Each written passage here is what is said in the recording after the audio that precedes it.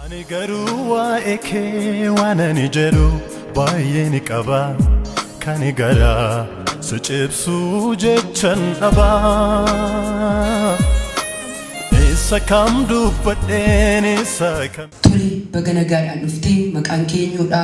Eessarraa dhuftee Waaqayyo lafa kanarratti maal siif godhe maal nu gabaata? Maqaan koo Wasanii Hundibuu jedhama. Asuma magaalaa Naqqamtee ganda Duwwaa lamarraa dhufee Waaqayyo asitti hidhaa gurguddaan irraa hiike. Torbanii lamaan sanbata dhufu achuma sanarran taa'an ture. Utuun dhumarra taa'u raajii faatu kadhataa jiraniiti namicha dheeraa tokko ol kaasanii ka'imee ati jedhanii isa ol kaasanii ati immoo fiikeetiin nama afur fedhii keedhaan kaasee jedhanii. Gubbaa sanarra jirta diimaa sana ariifadhu kee dhaabadhu nama afur naa kaasisa kara keedha. Isaan keessaa tokko ana ture jechuudha. Sanumaan booddee nama shan taaneetu dhaabbannu jalqabarra mee ati maatii kee baay'ee yaadda'aa jirta.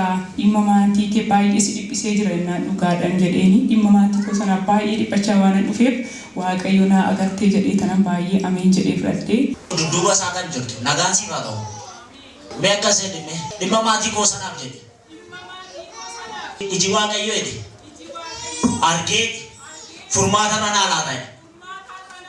Waa'ee isaanis cannaqaa jira miti gaaffisitti uumee jira. Har'a mana kanaa utuu gadi bahin misiraachuu sadii nageessa. Xalayaa wayiitus jira. Nama sadii akkatti duraa qabamee jira. Waaqayyo gidduu si galeedhaan ameen jedhee fudhadhee galee jechuudha. Sanan galee gaa. Achi booda gaafa jimaata kanaa immoo na dhufe torbanarraa dhufee suuraa warri qabattaniirtanii ol ka'aa jedhan raajiin kan ishi jedheen ol ka'ee duuba kanan ta'a ture. Ol ka'ee tananii maal keedha jennaan abbaa manaa kootu na duraa hidhamee jiraan jedheen. Innaan suuricha meedhanii suuricha ilaalanii saba keessa baatanii deemanii gaggalagashanii ilaalanii baay'ee baatanii deemanii sana booddee harki nama kanaa qulqulluudha. Waaqayyo daangaan itti godha itti darbeen falma jedha. Kanaafiyyuu waan tokkotti yaadda'inaa jedhanii. Waaqayyo garuu daangaa wayii tokko hin kaa'u. Footoo isaa kenne amma qurxii dhagaa barbaadde miidhagee. Wanta kana siiniyyuu shakkitti si gashi.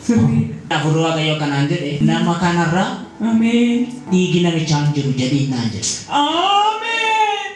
Namni nama kana miidhe immoo nama baakkoorraa jiraatudha. Dhugumammoo namichi sun baakkoo waan ta'eef hidhamee jira wajjumaan. Eeyyuu dhalee jettee sate cannaqamtu namichichuma baakkoo takka godhe jedhee naan jedhe. Sana booddee Waaqayyo akkuma jedhe gidduu naa galee abjuu keetti immoo waan agartu qabdaa galataan immoo deebitee dhufta jedhanii dhuguma abjuu koottis waan hin argee qabaa. Waaqayyo akkuma jedhe daangaa tinaa godhee gidduu naa galee abbaa manaa koo bilisa ba'ee kanaaf Waaqayyo naa galatee.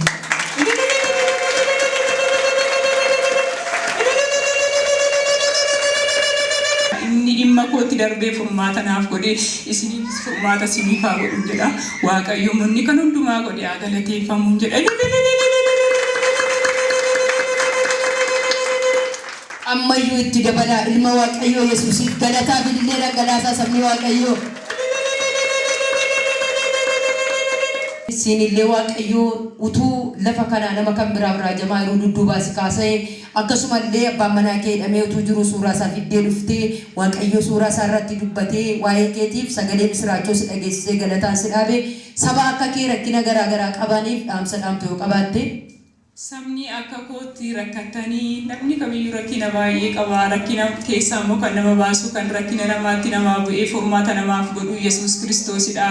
Yeroo dhuftan lafa kanarratti amanaa. Waaqayyos raajii wajjiniin jira. Isaan keessaan goree inni tajaajilu Waaqayyodha waan ta'eef amantiitu barbaachisaa amanaa. Inni anaan na gargaare isiniinis isin haa gargaaruun jedhan.